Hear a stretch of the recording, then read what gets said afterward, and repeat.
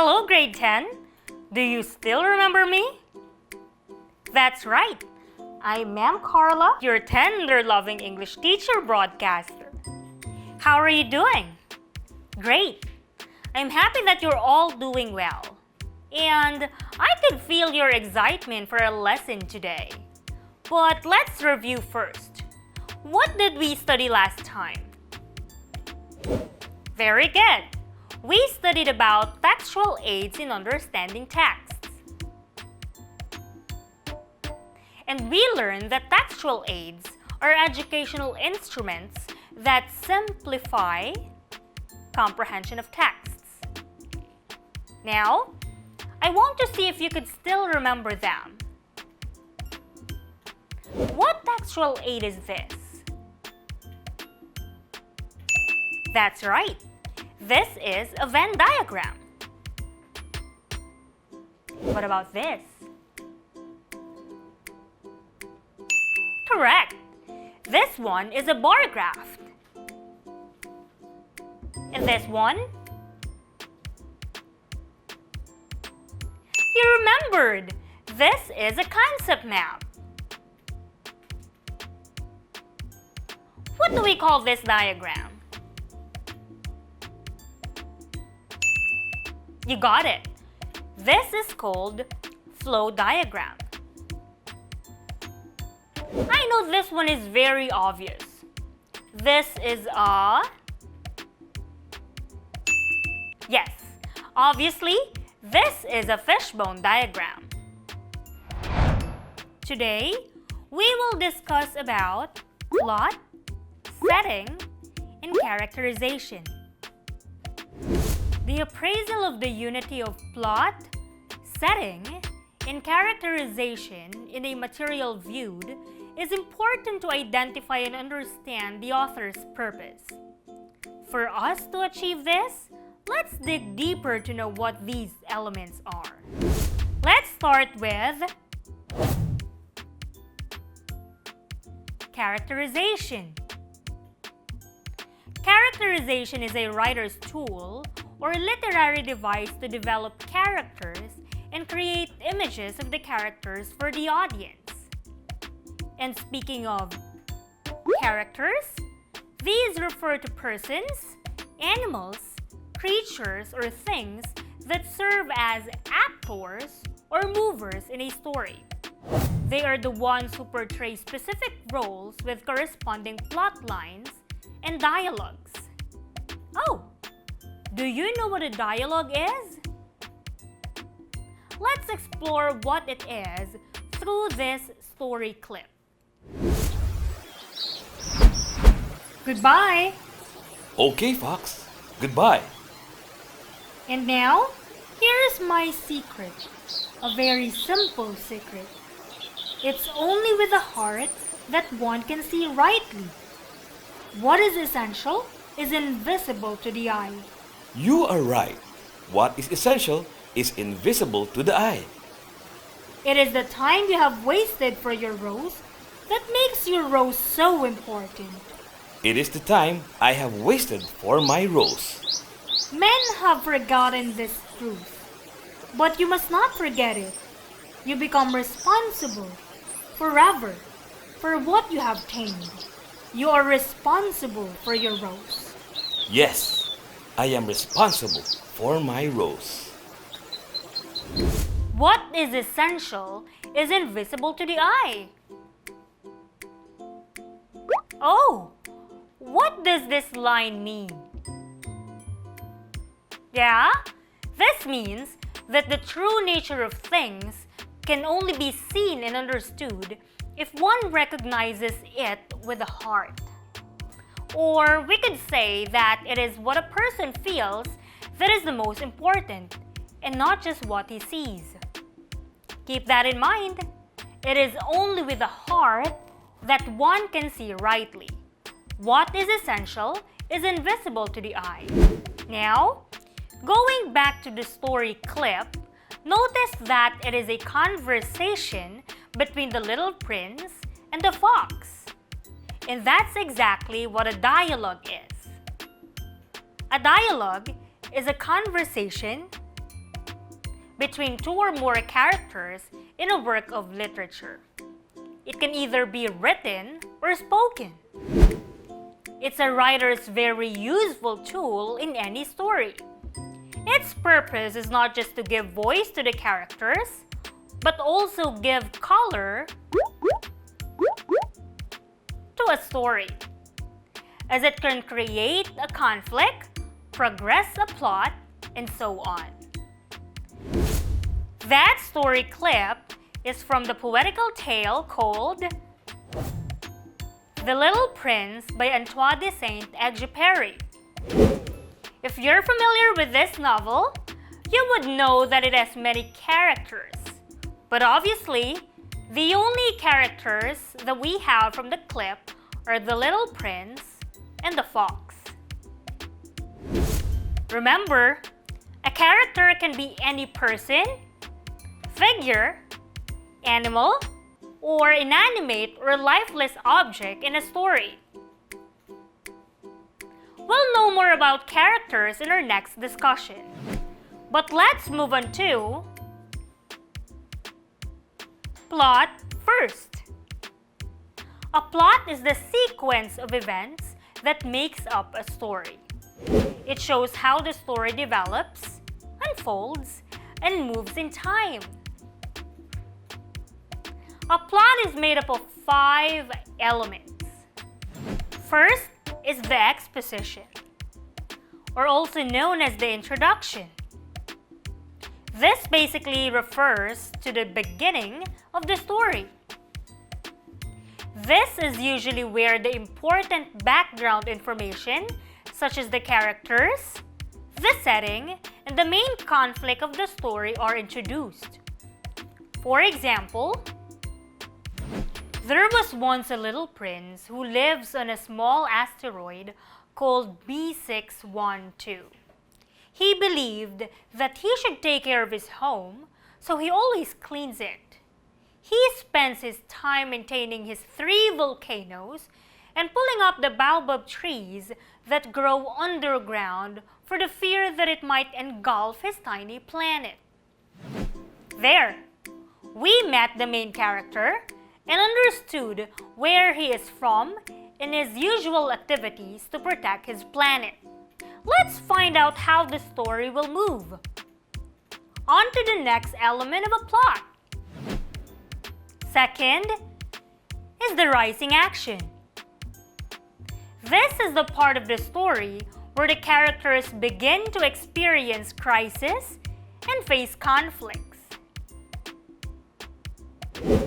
A conflict can be any form of struggle that the main character faces. There may be only one central struggle, or there may be many minor obstacles within a dominant struggle. One day, a seed mysteriously grew and blossomed into a flower, a beautiful rose. The little prince had never seen a flower. "You're so beautiful," said the prince. "I'm going to water you every day and shelter you with this glass globe at night. I will call you Rose." The little prince fell in love with the rose, and the rose loved him too. They were together all the time. However, since the rose constantly demanded for the little prince's time and attention, he was annoyed and decided to go on a trip around the universe and left the rose behind. Continuing with the story, we see how the conflict arises when the little prince doubted his feelings for the rose and decided to leave her to find new friends. The third element is climax. It is the turning point and the most exciting part of the story, where the main character faces a major enemy, fear, challenge, or other source of conflict. What do you think happened to the little prince now that he decided to leave the rose and his planet? Let's see. When the little prince arrived on the first planet, he met the king, who had been living on his own for many years. The moment the king saw the little prince, he said, "Finally, I have someone to rule now.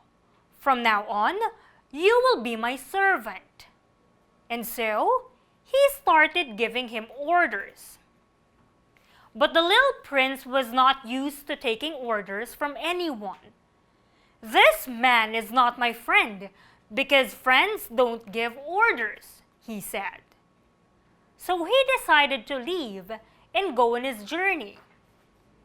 On the next planet, the little prince found a vain man who was totally well dressed. The vain man said to the little prince, "Great! Now I have someone to admire me."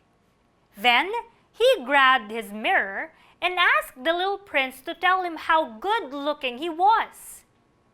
But later, the little prince realized a true friendship is not based only on praises and compliments. Again, he left and went on to the next planet, where he saw an old man who was reading books. So he asked, "What are you doing, old man?" "I am a geographer, and I study and write about the mountains, hills, rivers, oceans, and the deserts. Please tell me about your planet so I could write about it," the geographer replied. The little prince remembered his planet. He started talking about the volcanoes, the baobab trees, and his rose. "Wow, that's incredible! But I'm afraid I can only write about the ones that last forever. I'm so sorry. I cannot write about you and your rose," said the geographer. The little prince felt sad. With a heavy heart, he immediately left the geographer's planet. So he went to the earth. At first, he thought the earth was nothing but an ordinary planet until... "What are you doing here?" It was a wild fox. Wow! That's quite intense, right? So at this point, we've watched the little prince face different conflicts on his quest to find new friends. And now, something major development of the plot is about to unfold. Let's continue with the next element to see what will happen next. And that is the falling action. Falling action is the event when the story begins to wind down and the complications start to fall into place. The little prince was shocked when the fox shouted at him, "Hi, I am the little prince. Can we be friends?" he asked. The fox answered, "Only if you tame me." "What does tame mean?" The little prince was confused. To tame means to establish ties, to create a bond. The fox replied, "Or else, you're just like the other little boys to me, and I don't need you. And you don't need me too, for I'm just like other foxes." "I think I know what you mean," said the little prince. "There's a flower. I think she has tamed me. And oh, I missed her so much." The little prince realized how unique the rose was to him, even though she was stubborn at times. "My rose is my true friend, and she needs me," he said to himself. Notice how things wind down in this part. We witnessed how the little prince tamed the wild fox and later on befriended him. He also reminisced his happy moments with his rose. But let's find out what the ending of the story will be. The last element of a plot is the resolution. This is also known as The denouement, resolution or denouement, is the final element of a plot. This is the final outcome of events in the story. Resolutions are not always happy endings.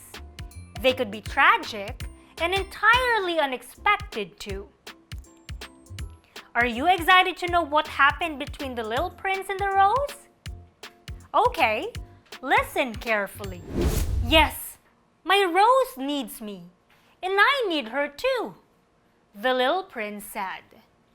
And so, he decided to go back to his volcanoes and his baobab trees, and to his planet. When he saw the rose, he hugged her tightly and whispered, "I will never leave you again, because I am responsible for you. I love you, my rose." Yes, he was back to his planet, where he and his rose lived happily ever after. Oh, how sweet it is to be loved by the little prince. A wonderful ending, isn't it?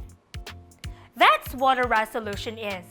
It's basically the outcome of the story that could either be happy or heartbreaking. But whatever it may be, a good ending should most importantly surprise and satisfy the audience's curiosity. Again, plot, also known as storyline, includes the most significant events of the story and how the characters and their problems change over time. Drawing a plot diagram can help you visualize the story and get a clearer picture for where the climax is. What tensions you'll need to have in order to build up this turning point, and how you can offer a tight conclusion to the story.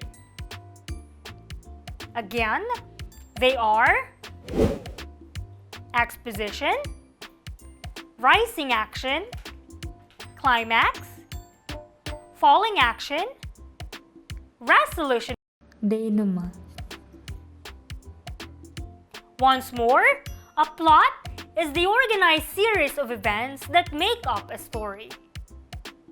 Now, let's talk about setting.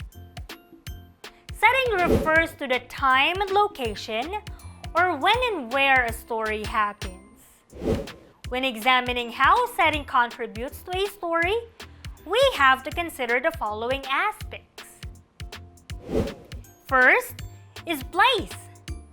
Place, or the geographical location. This answers the question, where does the action of the story take place? Second, time. Time refers to the historical period, time of day, year, and others. This answers, when does the story happen? Third is weather condition. Weather condition is the atmospheric state in terms of temperature, wind, clouds, and precipitation. Is it rainy, sunny, or stormy? We also have social conditions as the fourth one.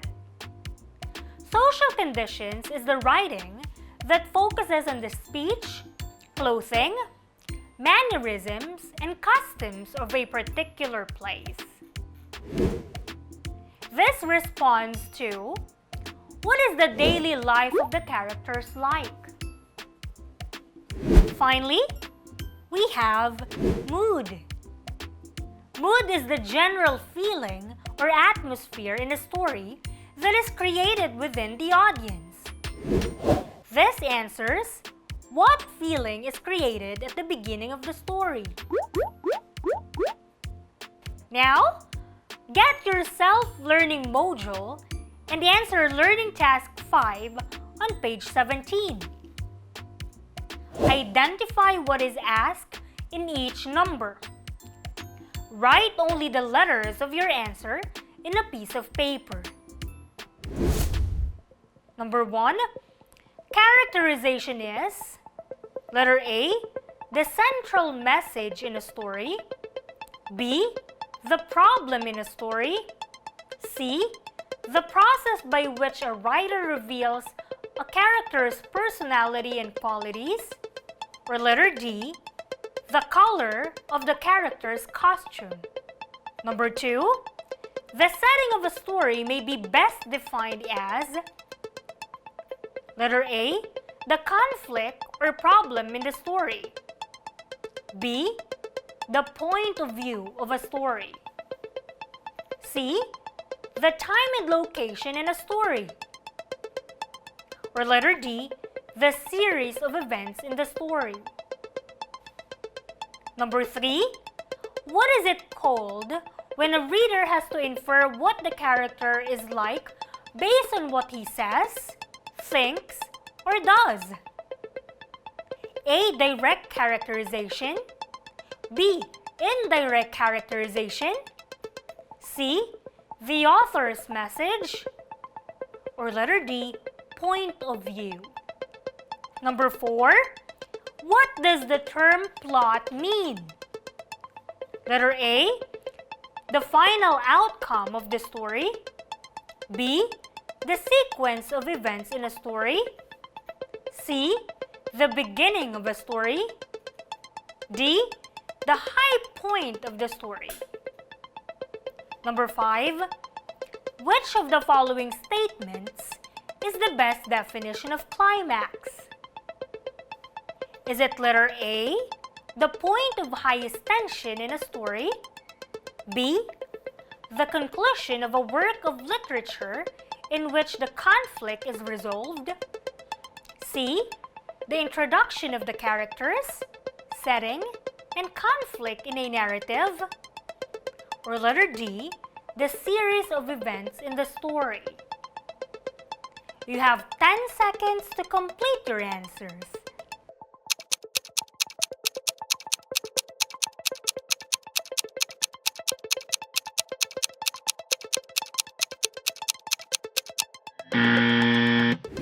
Checking time! Number 1. Characterization is? Correct! It's letter C, the process by which a writer reveals a character's personality and qualities. Number 2. The setting of a story may be best defined as? Right, that's letter C, the time and location in a story. Number 3. What is it called when a reader has to infer what the character is like based on what he says, thinks, or does? If you answered B, you're right. It is indirect characterization. Number 4. What does the term plot mean? Did you say B? Excellent! It's the sequence of events in a story. Number 5. Which of the following statements is the best definition of climax? Yes, you got it! Obviously, the answer is A, the point of highest tension in a story. Did you get a perfect 5? That's the way! High five! Keep in mind that the appraisal of the unity of plot, setting, and characterization in a material viewed is important to identify and understand the author's purpose. For your assignment, answer Learning Task 4 on page 17 of your self-learning module. Always remember, learning English may be difficult at first, but if you put your heart in it, you will surely love it. Again, I am Ma'am Karla, heart your service.